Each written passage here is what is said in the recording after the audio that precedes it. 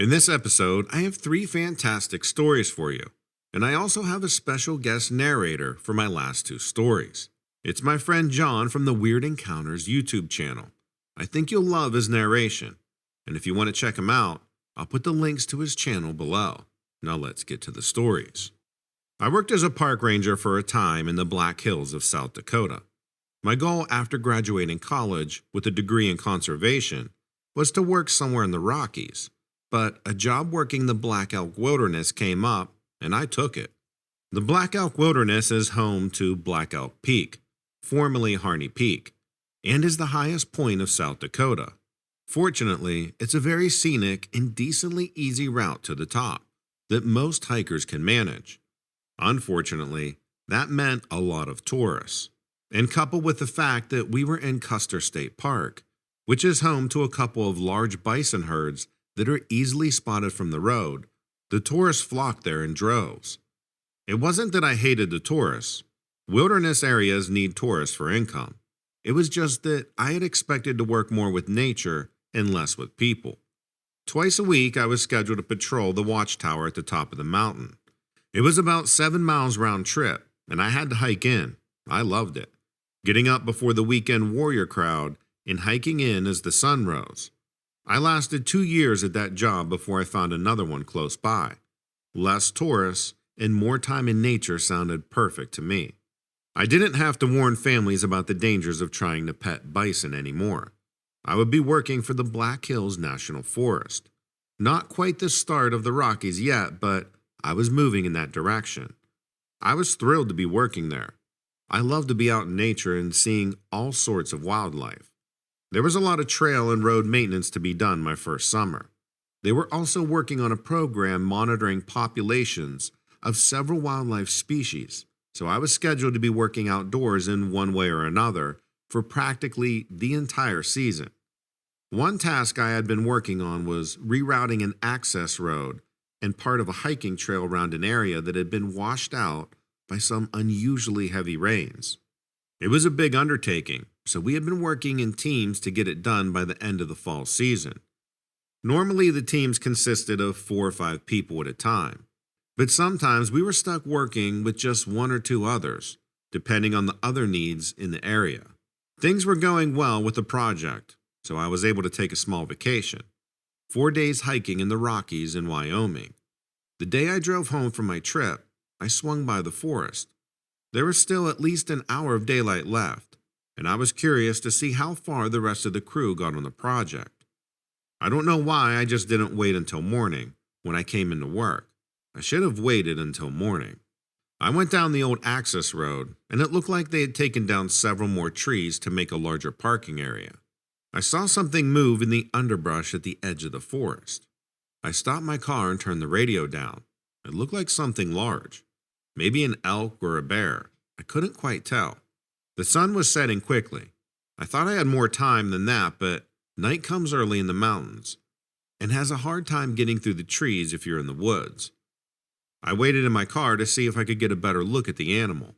I knew if I got out, I would likely scare it away. Out of nowhere, I heard a loud crash and a tree topple over right next to my car. It was insane. The whole car shook when it fell. I couldn't believe the odds, or how lucky I was that it didn't crush me. I got out of the car and took a look at the fallen tree. It looked healthy. No signs of decay. It didn't come up at the roots, but rather looked like it just broke off and fell. The whole thing was strange, but I was tired from my trip and just wanted to get back home. I was about to get back into my car when I heard another tree break apart and fall. It landed just a few feet away from the previous one. At this point, I didn't know what was going on. If a third tree fell, it would probably land right on me. I knew I had to get out of there. I had to turn the car around and maneuver around the fallen trees. And then I saw it standing there in the forest. The creature was knocking down the trees. I saw its eyes shine in my headlights. They were gold. I would guess it had to stand between 8 or 9 feet tall. Its whole body was covered in hair, like an ape or some similar animal. Saying it looked like Bigfoot or Sasquatch makes me sound like a crazy person, but that's really the only thing that it could have been. I don't know what else out there looks like that. It definitely wasn't a bear. It had these human hands and just thick hair all over its body. I didn't stick around long after that. It started shaking another tree, and I drove out of there. There were 3 trees down when the team got there for work the next day. I ended up telling my coworkers about this, but they just thought I was crazy.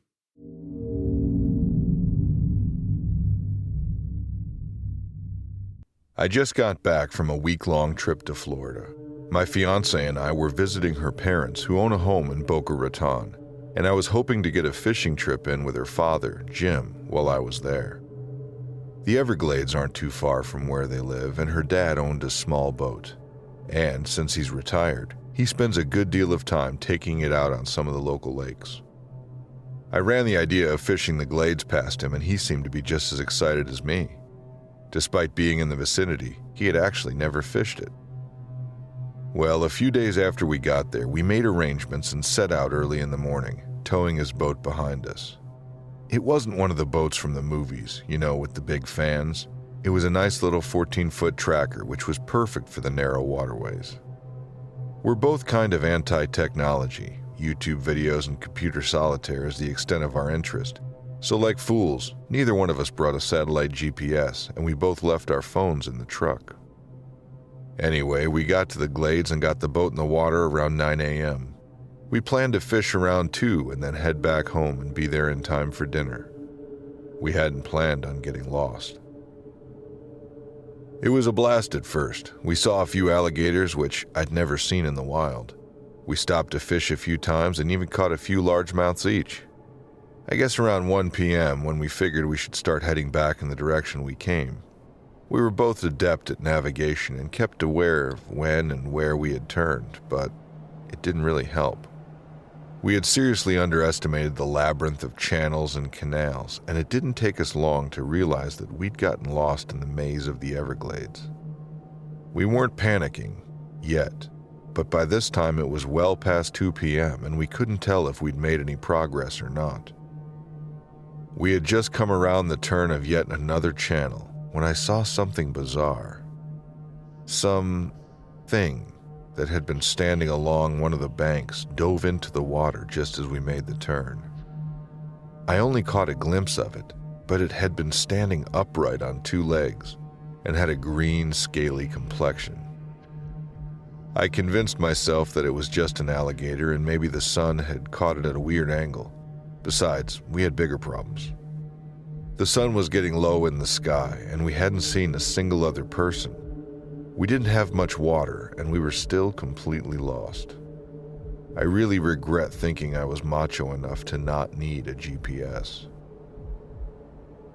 A few canals later, I happened to turn around and caught sight of something in the water right behind the boat.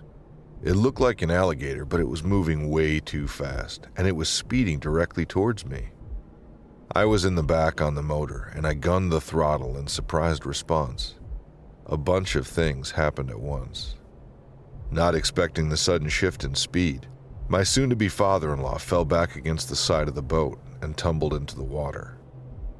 At the same time, the creature that had been tailing us rose out of the water and lashed out toward me with a set of razor-sharp claws. When I say rose, I mean stood up, on 2 legs like a human would. Gunning the engine is probably what saved me as the swipe fell short. I burst forward a few feet and got a good look at this thing.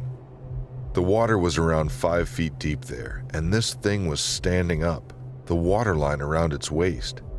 It had a pair of thickly muscled arms, each sporting one of those clawed fists that had almost decapitated me. Greenish-black scales ran the length of it, and it terminated in a flat head. Jaw open, bearing 2 rows of serrated teeth. I saw Jim hit the water and immediately start splashing around. I knew he could swim, but being launched from a boat into alligator-infested waters is probably the kind of thing to cause you to panic. The only problem was that this thing was between me and Jim.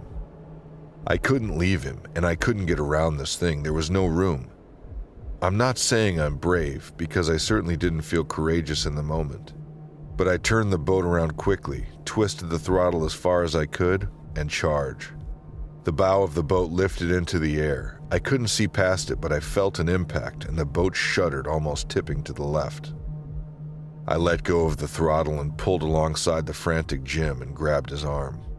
I started hauling him in and looked back over my shoulder. The wake from the short burst was lapping against both sides of the channel, and thick rings of water flowing away from where I guessed the creature had been. It was nowhere in sight. I brought Jim into the boat and not too gently threw him to the deck, plopped back down next to the motor, and sped away up the channel. We didn't see the creature again.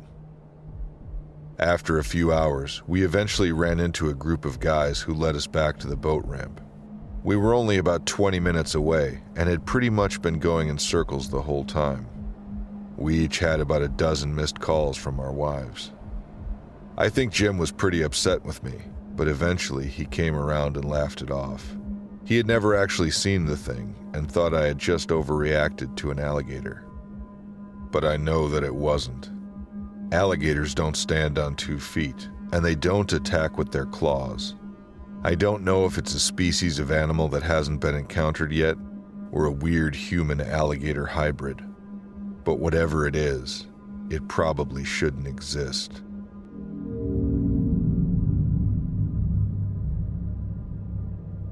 This happened back in either 2000 or 2001. I can't really remember which, but it was around there, so quite a while ago. I have a group of friends that loves the outdoors and loves to explore different areas around the country. We've been all over, from East Coast to West, North and South. It's been a lot of fun over the years. I prefer the North as I'm not a fan of being hot and sweaty, but we vote on where we're going next. So we got the group together, and half chose to go to Big Cypress National Preserve in Florida. I wanted to go to Alaska, but it was only me and my buddy John who chose Alaska, unfortunately. I agreed on Florida on the condition we didn't go in the summer, which was debated for about an hour over lunch. Finally, I convinced enough of my friends that it was a good idea. We compromised on going in September, where it's still warm but not excruciatingly hot like in the middle of summer. We planned on hiking, biking, canoeing, and staying at multiple campsites throughout the park. We'd even planned to try some of the primitive sites without all the modern creature comforts. We decided we'd check out Everglades National Park as well, since it's right next door to Big Cypress.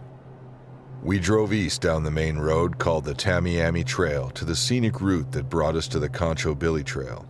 Finally, we get to the trail, park the cars, and get our bikes out. We all took pictures of the green Concho Trail sign, and that's when we first smelled something rank, kind of skunk-like. That's not unusual though out in nature, and we set out on the trail. The smell passed pretty quickly, about 10 minutes into our ride. We stopped again after about a mile and heard this loud call from the trees. It was low, almost a rumble, but it carried. We all just looked at each other and put our fingers up to our lips. I know there's no mountain lions in the park, but I wasn't sure if there was a bear or not. Twice we heard it call out, and my friend Annie even recorded it on her phone. We waited after the second call about 20 minutes. Then we got back on our bikes and took off. We traveled barely half a mile more when we heard the call again. We stopped to listen, and then we smelled an awful rank smell again. This time it was like a mix of skunk and strong urine. That's the best I can describe it. The calls seemed farther out than we'd heard before, but the smell seemed to just permeate the entire area. It was incredibly strong.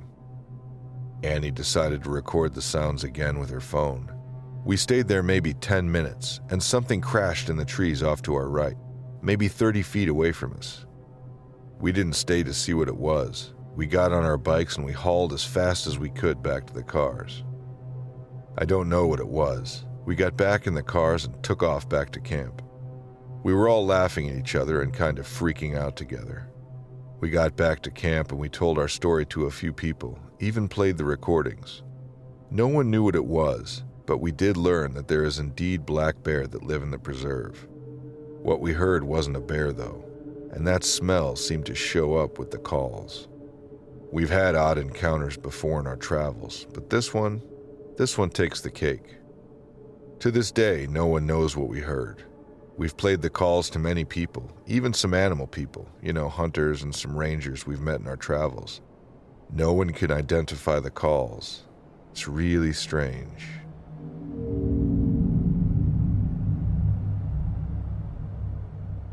Let me know what you think of these stories in the comments below.